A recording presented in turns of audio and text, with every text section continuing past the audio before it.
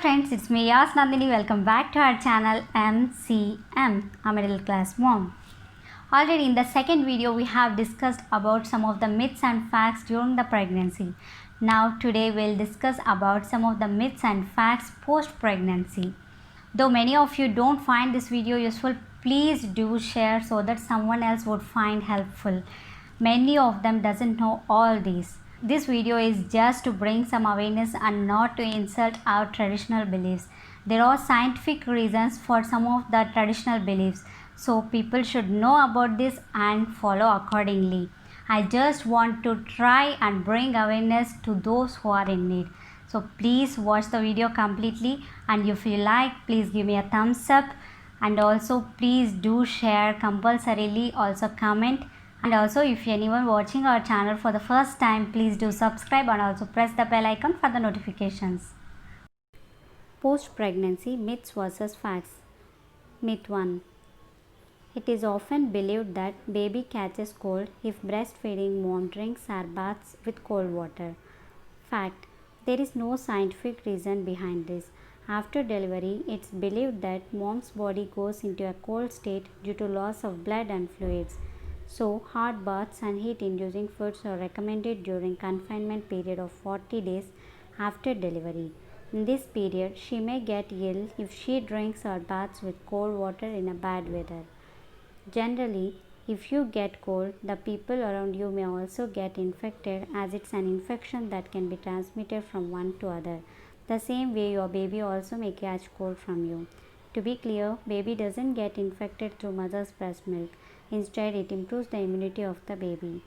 Baby catches cold if she is wet for a longer period, if not dressed properly in a bad weather, if exposed to second-hand smoke, and if she comes in contact with someone who has cold or other infections. Myth 2. It is believed that drinking milk increases the breast milk supply. Fact. There is no scientific evidence to suggest that drinking milk will have an effect on breast milk supply. As milk is a great source of calcium, it should be included in your diet as you need it more post-pregnancy. Overdose of milk may cause problems like bloating, constipation, diarrhea, and nausea. So besides milk, water and fruit juices can also serve the purpose. Myth 3. Do not drink more water after delivery. The belief behind this advice is that water slows down the recovery post-delivery, more so if mother has undergone C-section. It is believed that water hampers the healing of stitches and slows down the internal healing too. The fact is, water is an important component of breast milk production. To be clear, the more the water she have, the more the milk supply will be. The best way is to have at least 1 glass of water every time she feeds her baby, as well as in between when she feels thirsty.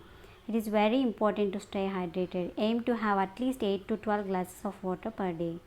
Myth 4. It is believed that covering head after delivery avoids from catching cold. I can just say no, as she don't get cold if not covered her head. The reasoning behind this is after delivery, due to loss of blood and fluids, body heat is lost mainly through one's head. So to preserve the heat, it's recommended to cover head and ears. Keeping her head covered is believed to prevent any body heat from escaping. Many new moms today choose to skip some of the practices that make everyday living challenging. On the other hand, some prefer to make few changes depending on the seasons. For example, if they delivered in summers, they might use lightweight scarf or thin cotton dupatta to cover their head for some time, importantly in the early mornings or late evenings. If they are delivered in colder months, then they might choose to cover their head with muffler or shawl or woolen cap throughout the day. Myth 5. After delivery, many of them have food restrictions. Fact. There is no need to restrict all the foods, but only few. It is a common belief that after delivering a baby, body becomes so weak that it can only digest very light food. Most of the North Indians follow the khichdi diet, whereas our South Indians follow other. Here khichdi is healthy and easy to digest, also contains carbohydrates and some proteins. But in addition to this, her body needs a variety of nutrients to recover fully and keep up healthy. So try to eat balanced and varied diets such as starchy foods like rice, potato, oats, etc.